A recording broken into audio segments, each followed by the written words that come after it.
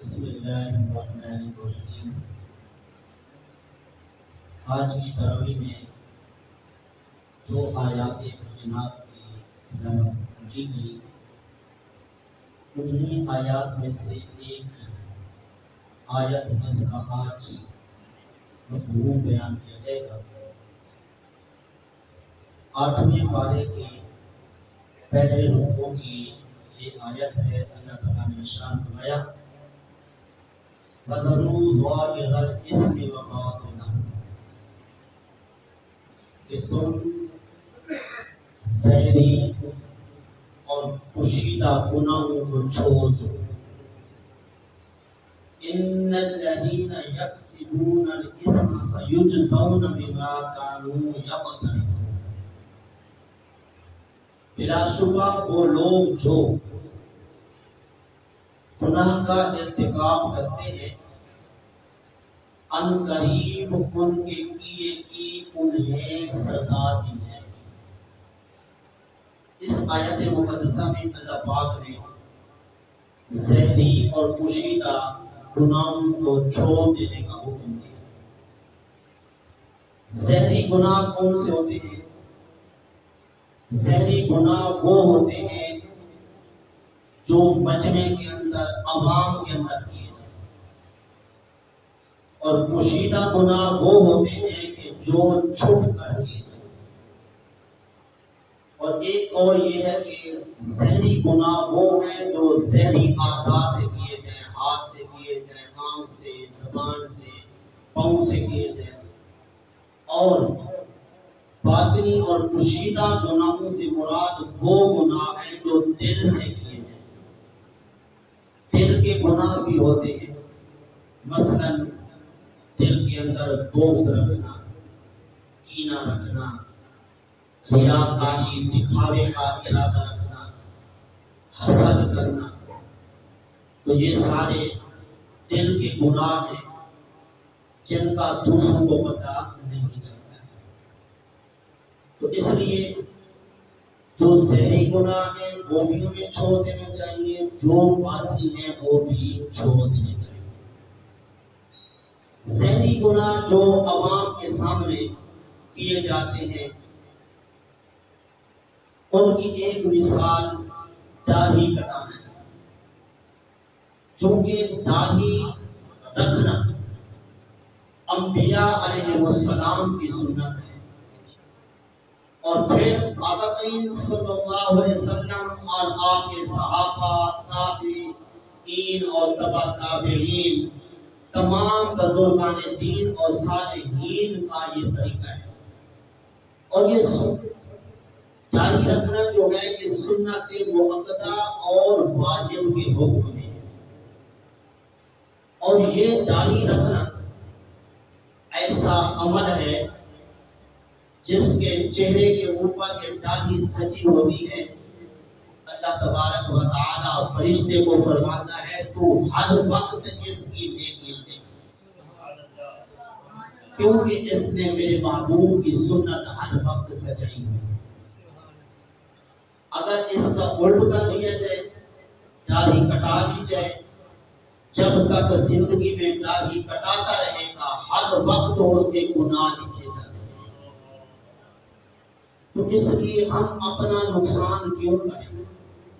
دیکھیے دنیاوی لحاظ سے ہر بندہ آج کل کوشش کرتا ہے میرا بینک بیلنس ذرا اچھا ہو، بینک کے اندر پیسے رکھے جائیں، اور مفت میں ماہانہ طور پہ 6 ماہ کے بعد سالانہ جو ہے میری کوئی آمدنی آتی رہے۔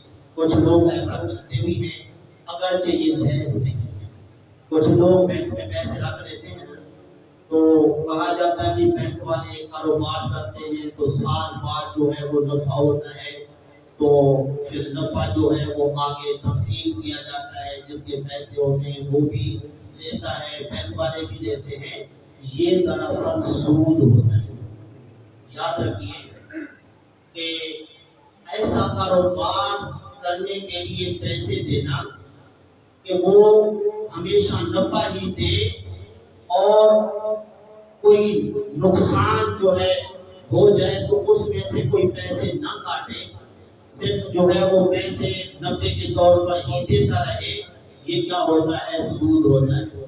مثلا ایک بندہ کہتا ہے میں ایسا کاروبار کرتا ہوں کہ اس میں نفع ہی نفع ہے، نقصان ہے ہی نہیں، تو اس لیے میں آپ کے 1,00,000 روپے کے بدلے میں کام کروں گا، میں آپ کو مثلا 20,000 ماہانہ دیا کروں گا۔ اب یہ کیا ہوگا؟ سود ہوگا، کیونکہ کسی کو پیسے اس لیے دینا کہ وہ کاروبار کرے، اس کے لیے ضروری ہے کہ نفع نقصان کے اندر برابر کے شریک ہو، نفع ہو جائے تو نفع بھی تقسیم، اگر نقصان ہو جائے تو نقصان بھی تقسیم۔ تو ہر بندہ کوشش کرتا ہے کہ بینک بیلنس اس کا بہت زیادہ ہو، پیسے کسی کے ہاں رکھے جائیں اور اس طرح وہ کاروبار ہوتا رہے، مفت میں مجھے سال کے بعد پیسے مل جائیں اور اس میں محنت بھی نہ کرنی پڑے اور اس طرح جو ہے ٹائم بھی نہ دینا پڑے۔ تو دنیاوی لحاظ سے تو اتنی کوشش ہوتی ہے، اگرچہ شریعت اس سے روکتی ہے، لیکن اخروی لحاظ سے ہم اپنا بینک بیلنس کیوں نہیں بناتے اور یہ جذبہ اور شوق کیوں نہیں رکھتے کہ مفت میں ایسا عمل ہم اپنے کہ جس کی وجہ سے ہر وقت نیکیاں لکھی جاتی رہے۔ تو جاری رکھنا ایک ایسا عمل ہے کہ جس کی برکت سے ہر وقت نیکیاں لکھی جاتی ہیں، نام اعمال میں جی نیکیاں لکھی جاتی ہیں۔ تو بہرحال یہ کیا ہے؟ داڑھی کٹانا ذہنی گناہ ہے۔ کئی لوگوں کو ہم گواہ بناتے ہیں بھی دیکھو ہم حضور کی سنت کے تارک ہیں، حالانکہ حکم یہ ہے کہ گناہ پر کسی کو گواہ نہ بناؤ۔ مثلا ایک بندے کی نماز کے اندر کوئی غلطی ہو گئی، اب وہ کسی سے پوچھ رہا ہے، مولانا صاحب سے، استاد صاحب سے، کہ جی میرے سے یہ غلطی ہو گئی ہے تو اس کا کیا مسئلہ ہے، کیا اس کا سد باب ہوگا، یہ اس طرح پوچھا جاتا ہے۔ حالانکہ بزرگ فرماتے ہیں اگر غلطی ہو جائے اپنا نام نہ لے کہ میرے سے یہ غلطی ہو گئی ہے، کہیں ایک آدمی سے اگر ایسی غلطی ہو گئی تو اس کے بارے میں کیا حکم ہے، اگر وہ اپنے بارے میں کہے گا وہ گویا اپنے اس گناہ پر غلطی پر گواہ بنا رہا ہے۔ قیامت کے دن نیکیوں پر جتنے زیادہ گواہ ہوں گے اتنا زیادہ پیدا ہوگا اور گناہ پر جتنے زیادہ گواہ ہوں گے اتنا زیادہ نقصان ہوگا۔ اس لیے آقا کریم صلی اللہ علیہ وسلم نے فرمایا کسی درخت کے پاس سے گزرو یا کسی پتھر کے پاس سے گزرو تم اللہ کا ذکر کر لیا کرو، قیامت کے دن وہ درخت اور پتھر تمہاری گواہی۔ تو بہرحال داڑھی رکھنا یہ کیا ہے؟ ذہنی عمل ہے، اگر رکھیں گے اس پر نیکیاں لکھی جاتی رہیں گی، اگر کٹائیں گے تو یہ کیا ہے؟ ذہنی گناہ ہے جو مجمع میں جماعت کے اندر لوگوں کے سامنے کیا جا رہا ہے۔ اللہ نے کیا فرمایا کہ تم ذہنی گناہوں کو چھوڑ دو، ان کو تم نے کرنا نہیں ہے۔ اسی طرح باطنی گناہ ایک ایسا گناہ ہے کہ جس کو ہم گناہ نہیں سمجھتے لیکن وہ ہے گناہ۔ مثلا لوگوں کے سامنے مسجد میں جب نماز پڑھیں گے لمبی چوڑی اور لمبے سجدے، لمبا قیام، لیکن جب اکیلے ہوں گے اپنے گھر میں، کمرے میں یا مسجد میں کوئی اور نہیں ہوگا، اکیلے نماز پڑھیں گے، پھر مرغے کی چونچ کی طرح جلدی جلدی ڈھونگے ماری سجدے کی صورت میں ایسے جلدی جلدی نماز پڑھ کے گئے، تو یہ کیا ہے؟ یہ پوشیدہ گناہ ہے۔ اور اس بارے میں ایک حدیث ہمارے آقا کریم صلی اللہ علیہ وسلم نے فرمایا جس طرح لوگوں کے سامنے کوئی نماز پڑھتا ہے اکیلے میں بھی جا کے چھپ کے بھی ویسے ہی نماز پڑھے جیسے وہ لوگوں کے سامنے نماز پڑھتا ہے، اللہ فرماتا ہے یہ میرا سچا بندہ ہے۔ اللہ کیا فرماتا ہے؟ یہ میرا سچا بندہ ہے۔ تو اس لیے سچا بندہ بننے کے لیے ضروری ہے ہر صورت میں نماز جو ہے وہ صحیح طریقے سے پڑھی جائے۔ تو بہرحال اللہ نے فرمایا اگر کوئی گناہ نہیں چھوڑے گا، گناہ کرتا رہے گا، اس کو بہت سخت سزا ملے گی۔ اب دیکھیے کچھ گناہ ایسے ہیں جن کو کرنے سے خود کو بھی سزا ملے گی اور اس گناہ کے کرنے والے کی وجہ سے جہنمیوں کی سزا کے اندر اضافہ ہو جائے گا۔ وہ کون بدبخت لوگ ہیں جو قرض لے کر ادا کر کے دنیا سے نہ جائے، مقروض ہو کر اس دنیا سے جائے، چغل خوری کرنے والا، غیبت کرنے والا، برائیاں کرنے والا۔ فرمایا یہ تینوں چاروں لوگ ایسے ہیں، ان کی وجہ سے جہنمیوں کے عذاب کے اندر اضافہ ہو جائے گا۔ اس لیے کوشش کی جائے جب بھی کوئی گناہ کا ارادہ ہو، کیونکہ شیطان خبیث ہے نا، ہمارا دشمن ہے، اس کی ہر وقت یہی کوشش رہتی ہے کہ کسی نہ کسی طرح اس بندے کا ایمان ضائع ہو جائے اور یہ بندہ ہر وقت گناہ ہی کرتا رہے۔ تو اس لیے ہم نے اس خبیث کا کہنا نہیں ماننا ہے، ان گناہوں کو چھوڑنا ہے اور اس طرح نیکی کے کام کرنے ہیں۔ تو جب برائی کا ارادہ ہو، آقا کریم صلی اللہ علیہ وسلم فرماتے ہیں کہ بندہ جب برائی کا ارادہ کرتا ہے پھر اللہ کے خوف سے وہ ارادہ ترک کر دیتا ہے، وہ گناہ نہیں کرتا ہے۔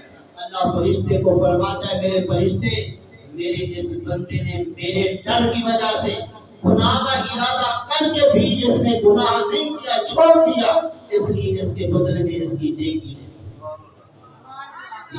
وہ کریم جی کتنا ہم پہ کرم فرماتا ہے۔ حدیث شریف ہے جب بندہ کوئی گناہ کر لیتا ہے نا تو بائیں طرف والا فرشتہ وہ گناہ لکھتا ہے، وہ پوچھتا ہے دائیں طرف والے فرشتے سے اس کی برائی لکھو، وہ کہتے ہیں ابھی جا ہو سکتا ہے یہ توبہ استغفار ہے۔ کچھ دیر کے بعد پھر پوچھتا ہے ہاں اب لکھ لو، وہ کہتے ہیں نہیں ابھی نہیں، ابھی بھی ٹھہر جا۔ پھر تھوڑی دیر کے بعد پھر پوچھتا ہے اب لکھ لو، وہ کہتا ہاں اب لکھ لے، یہ بڑا بدبخت ہے جس کے ساتھ ہمیں جو ہے لگا دیا گیا۔ بذات گرامی وہ ذات کتنی کریم ہے کہ برائی ہو جائے پھر بھی مہلت دے دیتی ہے کہ ہو سکتا ہے کہ یہ توبہ استغفار کر لے۔ تو ہمیں کوشش کرنی چاہیے کہ نسیان سے، بھولے سے کوئی گناہ ہو جائے تو فوری طور پہ توبہ کر لینی چاہیے۔ اگر ارادہ ہو تو فوری طور پہ اس ارادے کو ختم کر دینا چاہیے۔ اور ساتھ ساتھ حضرت امام غزالی علیہ رحمت فرماتے ہیں ایک بندہ ایسا ہوتا ہے وہ کہتا ہے کہ میں مومن ہوں، مومنوں کی تو اللہ نے بخشش کرنی ہی کرنی ہے، تو میں بھی مومن ہوں، میری بخشش ہو جائے گی۔ حضرت امام غزالی علیہ رحمت فرماتے ہیں اس کو یہ تصور رکھنا چاہیے کہ ہو سکتا ہے اللہ اس کی بخشش نہ ہو۔ ٹھیک ہے، تو اس لیے گناہوں سے بچیں اور یہ مت سوچیں کہ میں مومن ہوں میری بخشش ہو جائے گی۔ تو اللہ تعالیٰ کی پاک بارگاہ میں دعا ہے جو کچھ کہا اللہ ہمیں صحیح سے توفیق عطا فرمائے۔